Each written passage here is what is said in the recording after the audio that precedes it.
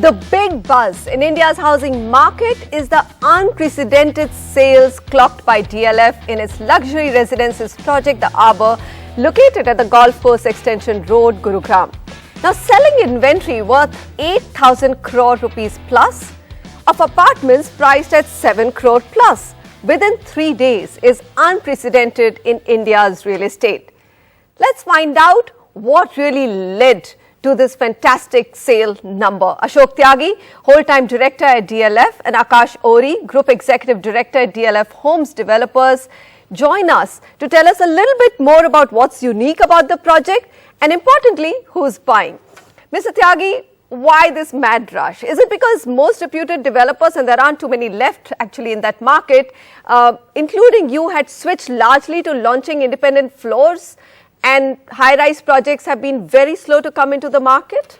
Clearly, one of the reasons has been the fact that at least we at DLF had not launched a high-rise project for the last 8 or 9 years, ever since Crest, in this price segment in Gurgaon.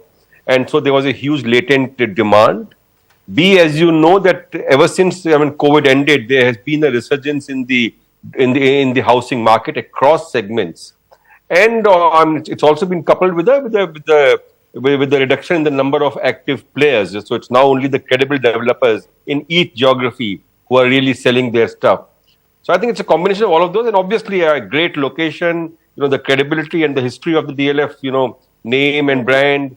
And I think the price point was also just a sweet spot. I think all of it combined to deliver what it is. But obviously Aakash can take you through the paces of, because he was at the center storm of that story. Center storm at the story, and I can see that smile is getting the widest it can be.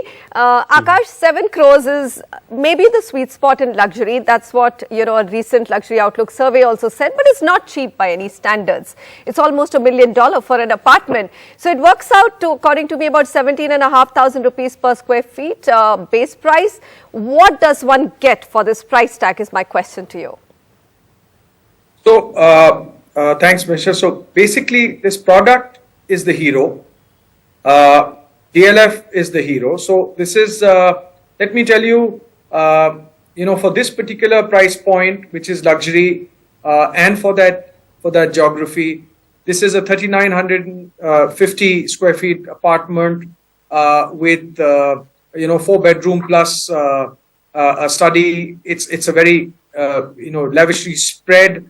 5 towers in 25 acres, 9 feet decks, and of course 3.4 meter floor to ceiling ratio. Now, what we did was we picked up, the key points of other projects that we did, which were successful, and what led to certain feedbacks that came to us, and put that down at the Arbour. So, as far as the response is concerned, it has been historic. It has been overwhelming. I think we're forever grateful for the support that we have got. It's been a global launch, not just restricted to the Gurgaon or NCR geography, but we did this as an as a global launch all over the world and India simultaneously. So. Yeah. Much appetite amongst NRIs as well for DLF projects, and that, of course, has always been the case. Mr. Tyagi, the company has gone on record to say these were genuine buyers and not investors, which I'm assuming what you mean is that these are not broker checks or underwriting by brokers, but actual high net worth individuals who have booked the apartment. Here's a very curious question. When you saw this phenomenal response in your first 300 apartments, is a public knowledge, how come you went ahead and sold the entire inventory? Because DLF's formula has always been to sell a little bit, hold, wait for the price rise, hold, and then sell the rest of the inventory. You guys are masters at market making. So tell me, why all in one shot in an area where you actually may not have the opportunity quickly to launch another project? So honestly, Manisha, the original plan was that we'll do a pre-launch with the channel partners on the 15th. Obviously, begin the buzz around it and then do a proper launch around 24th of February. The 15th Feb was completely overwhelming. I think against 500, some Aakash had more than 1,000 brokers turn up, each with multiple application money checks. So I think really, the enthusiasm of the demand segment virtually, gave us no option. We had to do it, and obviously, if there was such huge demand in the, that was pent up in that segment, it would have been unfair to sort of keep on holding up or rationing this supply. So I think we decided to go ahead and conclude. In fact, one more thing that we did this time was that to ensure that the demand that we have is not just froth, but is actually genuine demand. We could have done this interaction on 17th of February, but we basically waited, and Aakash actually went painstakingly and his team and collected 10% of the money, the first installment from all customers, had them sign the agreement. So this pre-sales is not your classical 5 lakh application money aa gaya wala pre-sale. These people who have actually invested about 75 lakh rupees in the product already, signed the agreement, and only then are we declaring it as proper pre-sales. Wow. So I'm also getting the math of how much you will be able to book in this last quarter of FY23. Yes.